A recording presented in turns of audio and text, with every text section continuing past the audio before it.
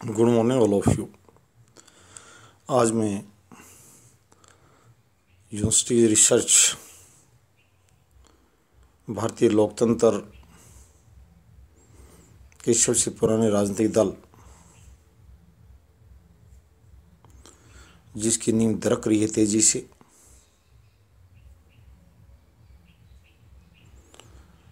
और निराशा जो फैली पड़ी है, उसके लिए आशा की किरण भारतीय लोकतंत्र के हित में इस राष्ट्रीय पहचान वाले राजनीतिक दल का सजीव रहना बहुत जरूरी है। इस दल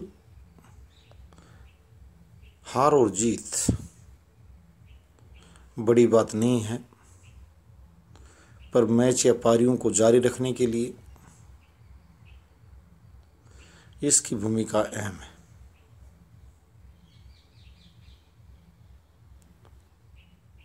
सबसे बड़ी बात,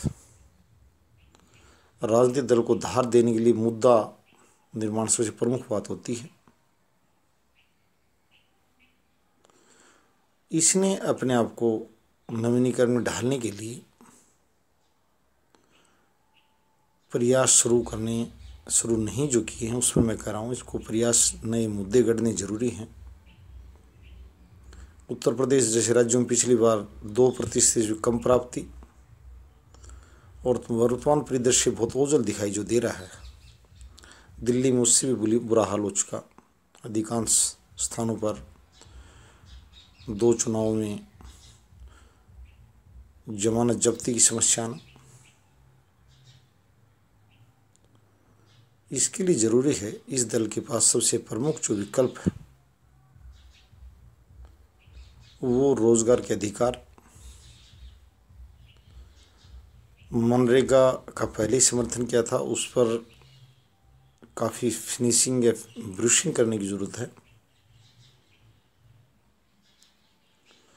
उसको तेज धारदार हथियार में बदलना है। रोजगार का अधिकार, इसकी तरफ कई वर्गों का, इसमें 2 तरह के मतदाता पैदा होते हैं। इसके रोजगार के अधिकार की जो मैंने बात की है वो ज़्यादा राज्य या केंद्र सरकार वित्तीय बोझ न बढ़ाते हुए वर्तमान जो वेतन वितरण का जो राशि है उसको ज़्यादा खर्चीला बनाने की ज़रूरत नहीं है। उसको अलग वेतन, छोटे वेतन की नौकरियां पैदा करनी, यानी उसी वेतन में जो कोष है वेतन का, उसी से ज़्यादा लोगों को नियोजित करके एक व्यक्ति के स्थान पर 10 व्यक्ति को नियोजित करने से सेवा क्षेत्र बढ़ेगा और रोजगार के अधिकार में कुछ हद तक बाजार की शक्तियाँ भी समर्थन करेंगी। क्योंकि जब व्यक्ति के जेब में पैसा आता है तो क्रय शक्ति बढ़ती है और वो उस पैसे को लेकर बाजार में आता है, तो बाजार का समर्थन होगा, समाज का समर्थन होगा, शांति तरफ बढ़ेगा, समृद्धि तरफ बढ़ेगा, खुशहाली तरफ बढ़ेगा। रोजगार के अधिकार को समान वेतन का पक्ष ले, बड़े वेतन की नौकरियों की भारत में जरूरत नहीं है। किसी व्यक्ति के 2 अक्षर ज़्यादा लिख देने से उत्तर पुस्तिका में ज़्यादा योग्य नहीं हो जाता है। आईएएस की परीक्षा में भी चयनित होने के लिए हमारे यहाँ हर वर्ष लाखों बच्चे हैं। उनको कम शान शौकत के साथ नियुक्त किया जाए। यहाँ अक्सर लिखने वाले अधिकारियों को अकेली वेतन न दी जाए। प्रोडक्टिविटी, प्राइवेट सेक्टर इसलिए आगे गया, उसने प्रोडक्टिविटी को पहचाना। यूरोपीय और अमेरिकन जो व्यवस्था भी प्रोडक्टिविटी पर चली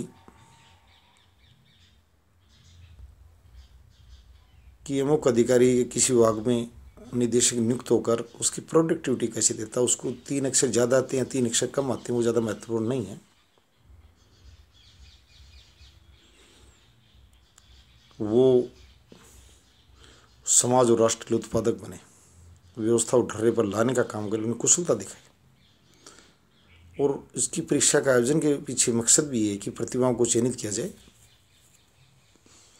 ताकि वो इस भूमिका में अपनी जिम्मेदारी व निर्वहन कर सकें। तो रोजगार का अधिकार, मैं ये कहना चाहूँगा कि बहुत तेजी के साथ मुद्दा विहीन न बने, मुद्दा लेकर आगे बढ़े। यदि इस मुद्दे को लाने के बाद 5% राष्ट्रीय समतलाप भी होता है तो ये शोध हमारी कारगर रहेगी। मुद्दा विहीन होने से पार्टी अपना अस्तित्व लुप्ति की तरफ चली जाएगी। आप देख रहे हो बिहार में 90 से पहले सत्ता से बाहर गई थी, कोई दौड़ में नहीं है। आंध्र प्रदेश ऐसे राज्यों जो कल तक सत्ता में थी, आज वह 3 विधायकों के साथ विधानसभा में बैठी है। तो मैं वंशवाद की बात धीरे धीरे फीकी पड़ जाएगी। लोगों को योग्य चाहिए, वो किसका बेटा, ये ज़्यादा बात बड़ी नहीं है। मुख्य मुद्दा ये रहेगा कि योग्य नेतृत्व मिले। और मैं एनसीपी से भी कहूँगा, नेशनलिस्ट कांग्रेस पार्टी जो बनाई थी पीए संगमा साहब ने और शरद पवार ने, और 2 राज्यों में कुछ हद तक उसने अपना प्रदर्शन भी किया था। मेघालय और महाराष्ट्र जो हैं एनसीपी के सफलता के अंदर रहे थे। उनका सिर्फ फर्थक जाने का, वो दोनों ही नेता कांग्रेस विचारधारा के थे, तारिक अनवर जो ये लोग बाहर गए थे।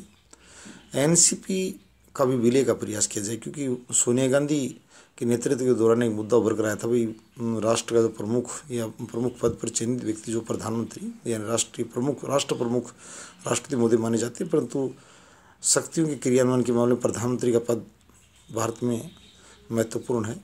इसी मुद्दे को लेकर वो अलग दल का गठन किया था। अब वो मुद्दा समाप्त हो चुका है। अब वो कांग्रेस में नहीं, कांग्रेस भी उसका समर्थन कर सकती है और एनसीपी को सहमत कर सकती है कि वो अपना विलय कांग्रेस में कर दे। अलग अस्तित्व को औचित्य नहीं है, उनकी विचारधारा मिलती है और यहीं से वो गए। मात्र मुद्दा था, मुद्दा भी विलुप्त हो चुका है। तो रोजगार के अधिकार को काफ़ी बलशाली बनाए। कॉरपोरेट की बात करने वाले और बहुत दल भारत में, एक नहीं काफ़ी हैं। कॉमन पब्लिक काफ़ी हद तक इस तरह बातों की आवश्यकता महसूस कर रही है। उन लोगों को ज़्यादा बड़ी बातें अच्छी नहीं लगती।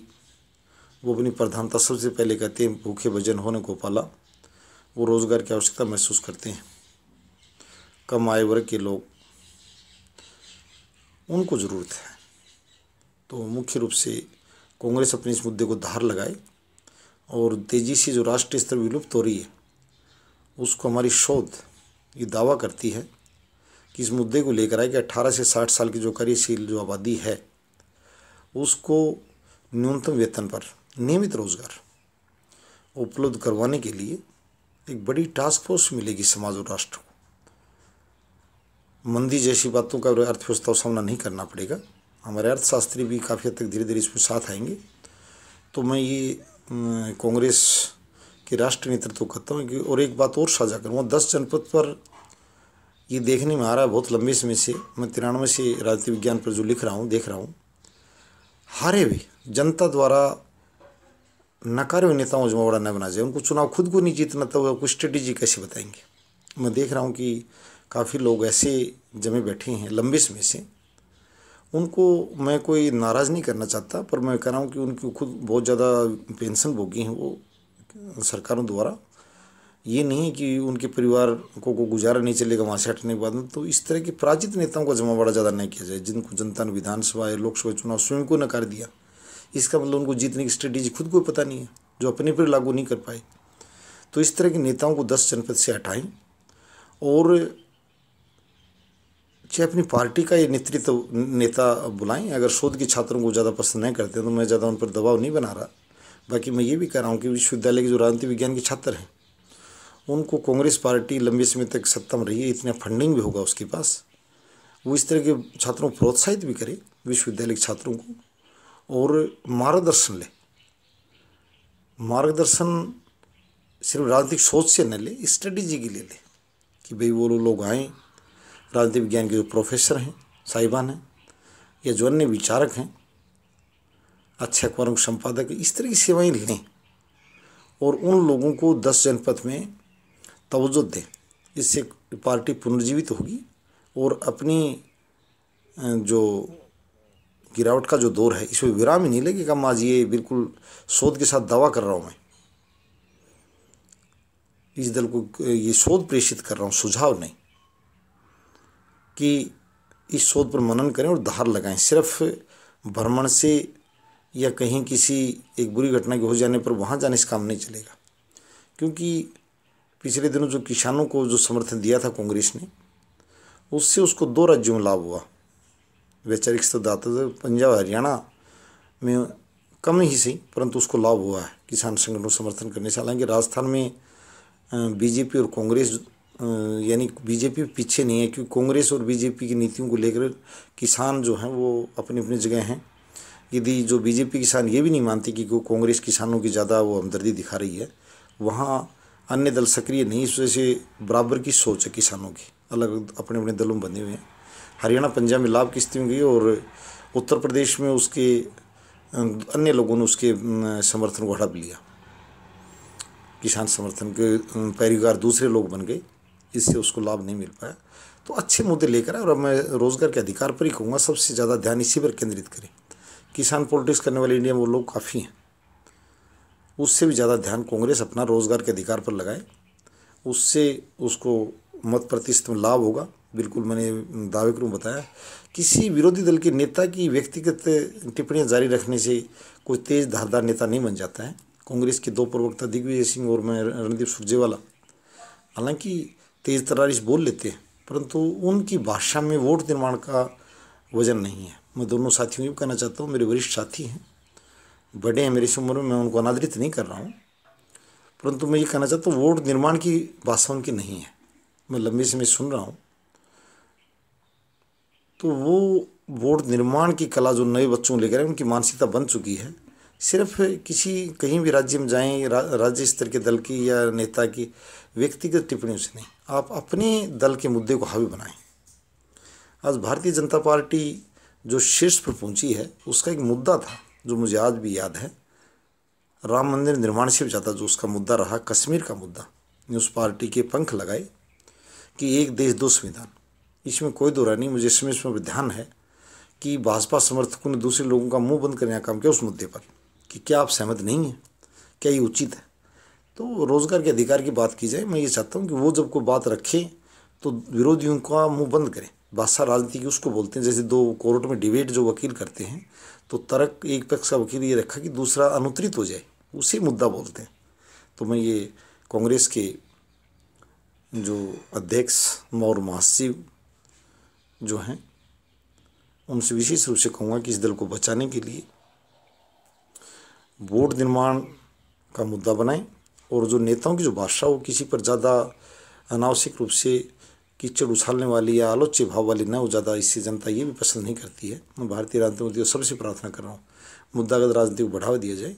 आप ये मुद्दा लेकर आएँ, इसका मनरेगा से आपको उससे कुछ विश्वास है लोगों को कि मनरेगा की शुरुआत की थी पार्टी ने, तो आप उसको मजबूती के साथ पेश करें, इससे आपको लाभ होगा। धन्यवाद।